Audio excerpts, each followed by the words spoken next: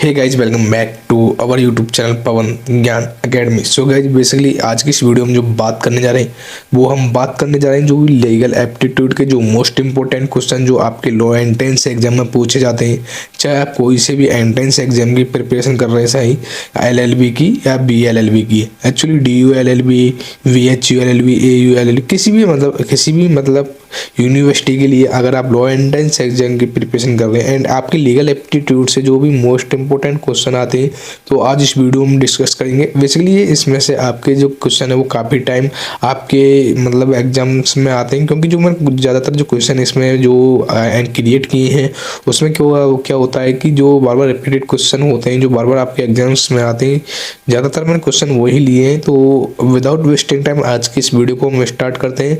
And हाँ, video start करने से पहले अगर आप लोग हमारे इस यूट्यूब चैनल पर नए तो सबसे पहले आप लोग हमारे यूट्यूब चैनल को सब्सक्राइब कर लें और बेल आइकन का घंटी का बटन दबाना ना भूलें, जिससे कि आपको आने वाली वीडियोज की नोटिफिकेशन मिलती रहे। तो दोस्तों स्टार्ट करते हैं आज की इस वीडियो को विदाउट वेस्टिंग टाइम। तो जैसे कि हम पहले बात करते हैं क्वेश्चन नंबर 1 के बारे में। सो गाइज, क्वेश्चन नंबर 1 में पूछा है कि offence which can not be compounded between the party is known as, मतलब जिस अपराध पर पार्टियों के बीच समझौता नहीं किया जा सकता उसे क्या कहा जाता है। तो आपके पास वैसे ऑप्शन दिए होंगे 4, उसमें से आपको राइट ऑप्शन पर क्लिक करना है या मतलब अपनी ओमआर सीट में फिल करना है। तो इसमें दे रखे आपके ऑप्शन में दे रखा है, ऑप्शन ए में नॉन कॉग्निजेबल ऑफेंस मतलब गैर संज्ञेय अपराध, और ऑप्शन बी में दे रखा है संज्ञेय अपराध, ऑप्शन सी में दे रखा है समझौता योग्य अपराध, एंड ऑप्शन डी में दे रखा है नॉन कंपाउंडेबल ऑफेंस मतलब गैर समन योग्य अपराध। तो जो अपराध मतलब जिस पार्टियों के बीच समझौता नहीं किया जाता उससे क्या कहते हैं। तो ऐसे जो ऑफेंस होता है मतलब अपराध होता है तो हमें उसे कंपाउंडेबल ऑफेंस मतलब समझौता योग्य अपराध। तो ऑप्शन नंबर 1 का option number C is the right answer हो जाएगा। एंड यहीं पर बात करते हैं क्वेश्चन नंबर 2 के। तो क्वेश्चन 2 जो है ये वेरी इंपॉर्टेंट क्वेश्चन है। ये I think bar bar repeated question होता है, इसका आप स्क्रीनशॉट भी अलग से ले सकते हैं। एक्चुअली ये क्वेश्चन हर एग्जाम में देखने को मिलता है लॉ एंट्रेंस एग्जाम में। तो इसमें पूछा एक तो ये क्वेश्चन होगा एक मिनी कॉन्स्टिट्यूशन कब अडॉप्ट किया था। तो इसमें पूछा क्वेश्चन नंबर 2 में the Indian constitution was adopted by the constitutive assembly on, मतलब भारतीय संविधान को संविधान सभा द्वारा अपनाया गया था। तो ये बताना कब अपनाया गया था। आपके पास ऑप्शन दे रखे हैं 25 अगस्त 1949 एंड 26 नवंबर 1946 या 26 नवंबर 1949 या 26 जनवरी 1915। तो ड्यूरेशन जो भारतीय संविधान को संविधान द्वारा जो अडॉप्ट किया गया था, ये अडॉप्ट किया गया था आपका 26 नवंबर 1949 को। तो इसलिए ऑप्शन नंबर 2 का option number C is the right answer हो जाएगा। एंड यहीं पर बात करते हैं क्वेश्चन नंबर 3 के बारे में। सो गाइज, क्वेश्चन नंबर 3 में पूछा है supreme court of India propounded basic future doctrine in, मतलब भारत के सर्वोच्च न्यायालय ने बुनियादी फीचर सिद्धांत का प्रतिपादन किया। गोलकनाथ केस, केशवानंद भारती मामला, मेनका गांधी गोपालन case. What is the right answer. इसमें से आपको राइट जो ऑप्शन है वो चूज करके क्लिक करना है या ओमआर सीट में फिल करना है। तो सर्वोच्च न्यायालय में पूछा है बुनियादी फीचर का प्रतिपादन, तो ये आपका केशवानंद भारती मामला में है। तो इसका जो राइट आंसर हो जाएगा option number 20 the right answer हो जाएगा। एंड वीडियो को बीच में बिल्कुल भी स्किप ना करें, क्योंकि अगर वीडियो को आप बीच में स्किप कर दोगे तो आपको इंपॉर्टेंट जो क्वेश्चन है वो आप छोड़ दोगे। इसलिए मैं कह रहा हूँ वीडियो को पूरा वॉच करें, लाइक नहीं किया तो वीडियो को लाइक जरूर कर दें। तो अब बात करते हैं क्वेश्चन नंबर 4 के बारे में। तो इसमें पूछा है कि प्रधानमंत्री जन धन योजना वाज लॉन्च्ड ऑन, जो आपकी जो प्राइम मिनिस्टर ने जो आपकी जो एक योजना चलाई थी जन धन योजना का शुभारंभ, ये किस वर्ष जो कौन सी ईयर्स में जो इसमें लॉन्च किया शुभारंभ किया। तो आपको जो ऑप्शन दे रखे हैं 15 अगस्त 2014, 28 अगस्त 2014, 2 अक्टूबर 2014 या 15 सितंबर 2014। इसमें से आपको राइट आंसर बताना क्वेश्चन नंबर 4 का।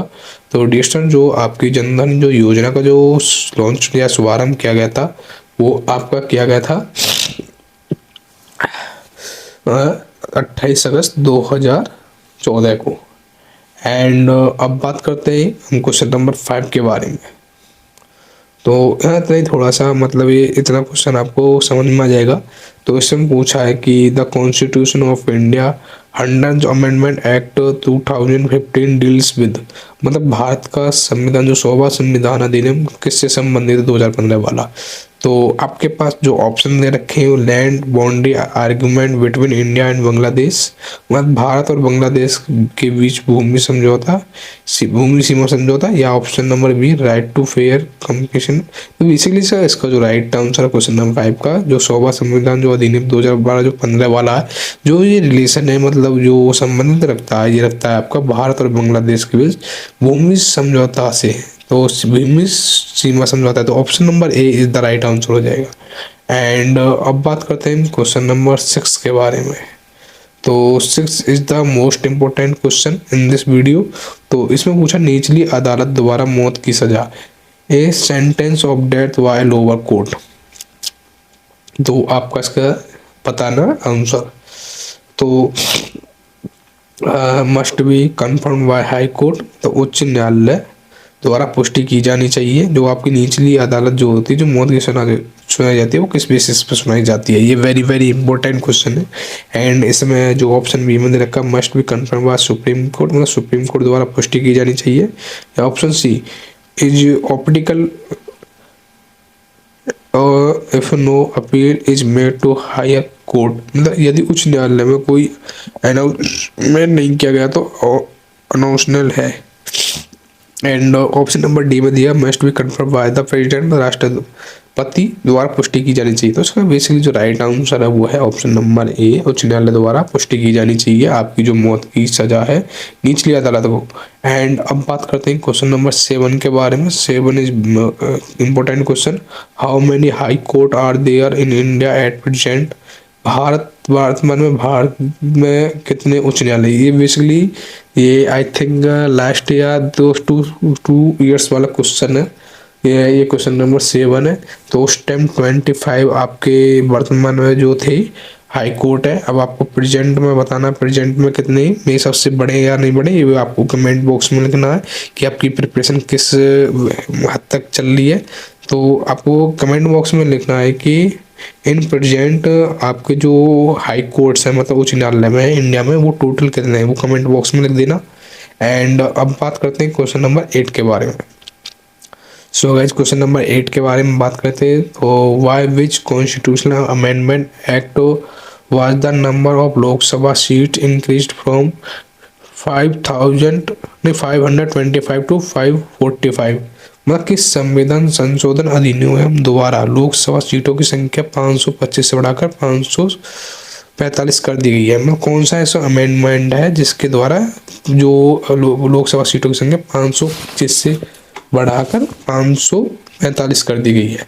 तो ये बताना है आपको। तो वो कौन सा संविधान है आपका, 1966, 1976, 1978, 1973, 1973 वाला जो अमेंडमेंट है 31 में, वो उसके थ्रू आपकी जो 525 से बढ़ाकर 545 कर दिए। इसलिए ऑप्शन नंबर क्वेश्चन नंबर 8 का option number D is the right answer हो जाएगा। एंड यहीं पर बात करते हैं क्वेश्चन नंबर 9 के बारे में। तो उसमें पूछा national law day is observe on, मतलब नीति आयोग के उपाध्यक्ष कौन है 10 नवंबर। जो नीति आयोग के उपाध्यक्ष कौन है, आई थिंक ये इसमें क्वेश्चन में थोड़ी सी मुझे गड़बड़ी लग रही है, क्योंकि एक्चुअली होता क्या है कि मैंने थोड़ी सी टाइपिंग में थोड़ी सी मिस्टेक कर दी है, क्योंकि मैंने ये खुद से ही टाइप किए हैं। तो national law day is observe, जो नेशनल लॉ डे है वो कब मनाया जाता है। तो क्वेश्चन नंबर 9 का ये पूछा है। एक्चुअली मैंने जो टाइपिंग में जो मिस्टेक की है वो हिंदी में मिस्टेक की है, तो इसको थोड़ा सा आप इसके लिए मैं सॉरी मांगता हूँ, क्योंकि जल्दी जल्दी में मतलब टाइपिंग करने में थोड़ी सी मिस्टेक हो जाती है। क्योंकि पहले एक्चुअली होता है क्या है कि पहले इंग्लिश में टाइपिंग करनी पड़ती है मेरे को, फिर उसके बाद हिंदी में टाइपिंग करनी पड़ती है, इसलिए थोड़ी सी इसमें मिस्टेक हो चुकी है। तो नेशनल लॉ डे मतलब कब बनाया जाता है, तो ये 26 नवंबर को बनाया जाता है। तो option number C is the right answer हो जाएगा क्वेश्चन नंबर 9 का। एंड अब बात करते हैं क्वेश्चन नंबर 10 के बारे में। हाँ ये रहा question number 10, who is the vice chairman of NITI Aayog, NITI Aayog के उपाध्यक्ष कौन है। प्रसून जोशी, राजीव कुमार, अर्जित पटेल या विशाल सिक्का। तो डियर स्टूडेंट, जो नीति आयोग के जो उपाध्यक्ष हैं वो राजीव कुमार हैं। एंड प्रेजेंट में कौन है ये आपको बताना कमेंट बॉक्स में। ये सेशन इससे 2 ईयर्स बिफोर का ये एग्जाम क्वेश्चन लिया था, आपको प्रेजेंट को बताना। प्रेजेंट में यही है, चेंज हो चुके हैं। एंड अब बात करते हैं क्वेश्चन नंबर 11 के बारे में। सो गाइज, क्वेश्चन नंबर 11 में बताएं, international literacy day in observe on, मतलब अंतरराष्ट्रीय साक्षरता दिवस मनाया जाता है 5 सितंबर, 8 सितंबर, 14 सितंबर। What is the correct answer? Question number 11। So dear right answer option number B, 8 सितंबर, जो अंतरराष्ट्रीय साक्षरता दिवस मनाया जाता है। तो ये 8 दिवस से मना रहा है। ये तो एक्चुअली ये तो रही मतलब एक, लेकिन मैं आपको बता दूं कि जो आपके जो दिवस से रिलेटेड आपके कम से कम 2 क्वेश्चन बनते हैं। इससे रिलेटेड मैं एक अलग से वीडियो बनाऊंगा, आप उस वीडियो को जरूर देख लें, क्योंकि डेज से रिलेटेड आपके 2 से 3 क्वेश्चन लो एंट्रेंस एग्जाम में 101% आते हैं आपके, वो भी नेशनल एंड इंटरनेशनल डे से रिलेटेड। सो आपके जो डेज है ये वेरी वेरी इंपॉर्टेंट है आपके एग्जाम के लिए, क्योंकि बेसिकली मैंने कई बार मतलब पेपरों को सॉल्यूशन कराया, मैंने खुद भी दिए थे, तो डेज से रिलेटेड क्वेश्चन आते ही आते हैं जो आपको कंफर्म होते हैं ना, मतलब यहाँ से क्वेश्चन आएगा तो उसका जो आप उसमें मतलब 100% करके जाइए उस टॉपिक को। एंड अब बात करते हैं क्वेश्चन नंबर 12 के बारे में। तो इसमें पूछा है, who proposed the preamble before the drafting committee of the constitution. ये भी वेरी वेरी इंपॉर्टेंट क्वेश्चन है ड्यूरेशन, ये भी मतलब कई बार रिपीटेड क्वेश्चन है ये वाला। तो संविधान की प्रारूप समिति के समक्ष प्रस्तावना का प्रस्ताव किसने रखा था?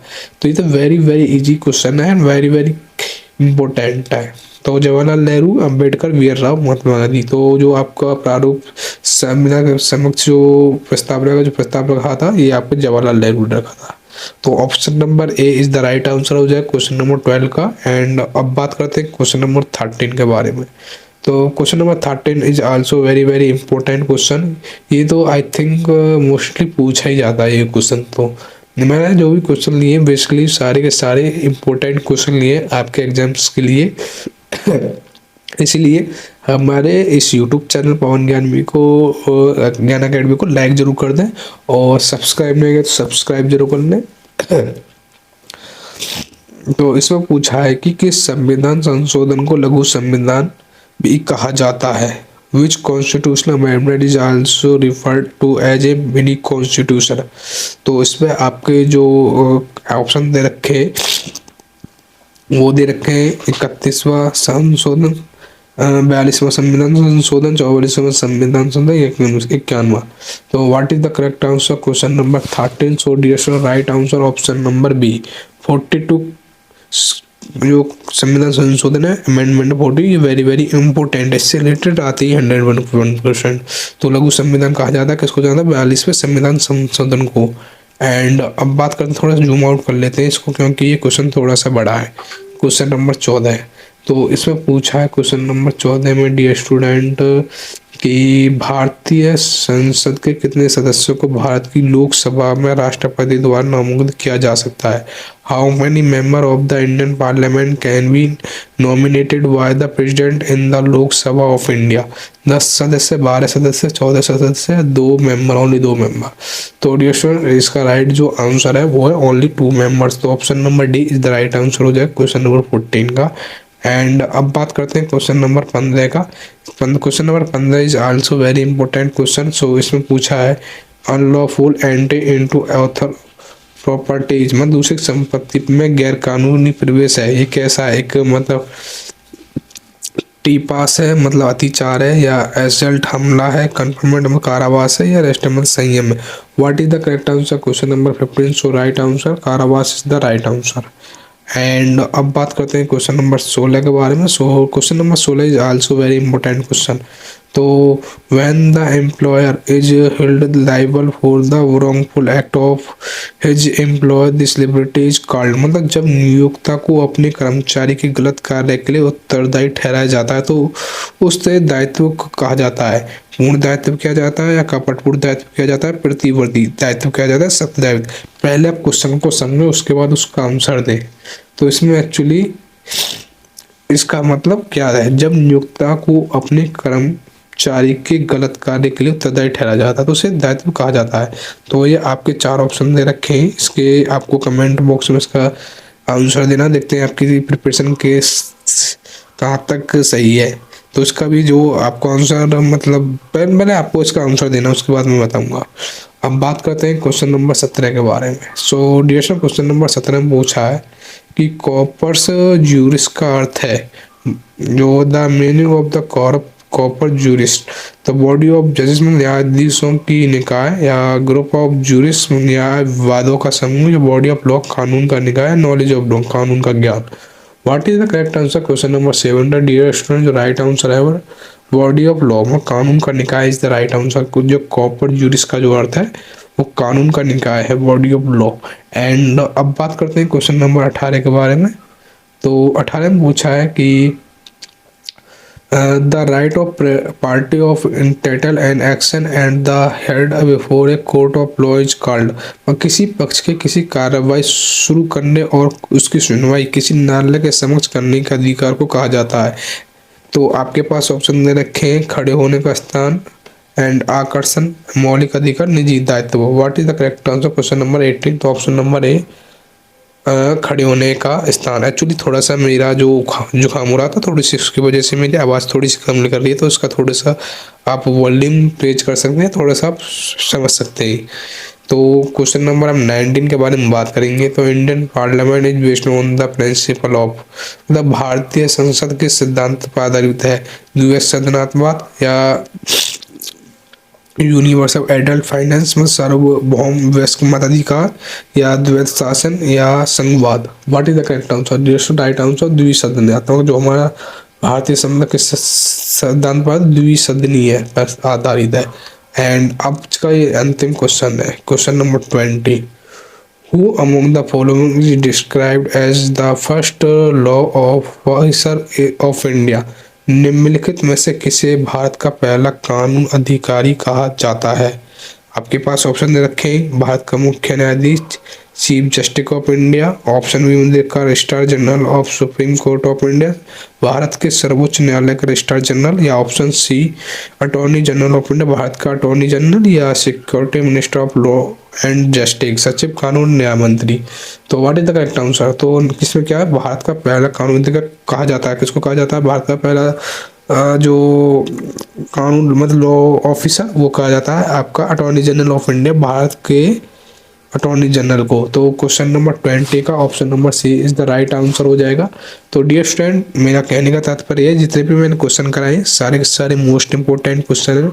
अगर आपको इसकी PDF चाहिए तो आप हमारे व्हाट्सएप नंबर 6398304022 पर व्हाट्सएप पर मैसेज करके ले सकते हैं। लेकिन इसके पीछे एक कंडीशन है कि आपको जो क्वेश्चन मैंने आपको 2 दिए उसका आपको कमेंट बॉक्स में उसका आंसर देना है। एंड हमारे यूट्यूब चैनल पवन ज्ञान अकेडमी को सब्सक्राइब करना है, लाइक करना है, उसका स्क्रीनशॉट हमारे इस व्हाट्सएप नंबर ग्रुप पर इस व्हाट्सएप नंबर पर सेंड कर देना, तो आपको ये PDF प्रोवाइड कर दी जाएगी।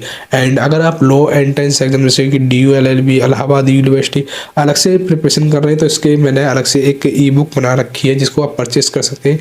उस E-बुक में क्या है कि मैंने लास्ट ईयर के 20 ईयर्स के तो क्वेश्चन पेपर है प्रीवियस ईयर, एंड आपके 10 ईयर्स जो 10 है वो प्रैक्टिस सेट मैंने अपलोड कर रखे हैं, एंड हैंड राइटिंग नोट्स भी इसमें प्रोवाइड कर रखे हैं। एंड आपके जो MCQ है वो भी मतलब सारा का सारा जो भी आपका जो भी इम्पोर्टेंट कंटेंट है उस E-बुक में डाल रखा है। अगर उसकी आप सैम्पल पेपर देखना चाहते हैं तो मैं उसकी भी लिंक नीचे डिस्क्रिप्शन में दे दूंगा। और हाँ, अगर आप लॉ एंट्रेंस एग्जाम प्रिपरेशन कर रहे हैं तो नीचे दिए गए जो हमारा जो ग्रुप है व्हाट्सएप ग्रुप उसमें ऐड हो जाइए, क्योंकि उसमें आई थिंक 1000 स्टूडेंट है जो उस ग्रुप में जुड़े हुए हैं, जो सारे के सारे लॉ एंट्रेंस एग्जाम की प्रिपरेशन कर रहे हैं। उसमें आप डिस्कस करते रहते हैं। And law entrance exam related उसमें मतलब उसमें हम क्या करते हैं कि पोल डालते हैं, मतलब क्वेश्चन डालते हैं, उसको MCQ डालते हैं, तो उसको आपको बताना होता है। एंड हाँ, अगर आप कोई लॉ आपने कंप्लीट कर ली तो उसके लिए आप हमारे ऑल इंडिया जो व्हाट्सएप ग्रुप है ऑल इंडिया एडवोकेट उसमें भी ज्वाइन हो सकते हैं। उसके भी नीचे लिंक डिस्क्रिप्शन में दे दिया, आप वहाँ से जाकर ज्वाइन हो सकते हैं। तो दोस्तों, thanks for watching this video. And next video किस टॉपिक पे बना वो भी आप कमेंट बॉक्स में लिख सकते हैं। तो thanks for watching this video.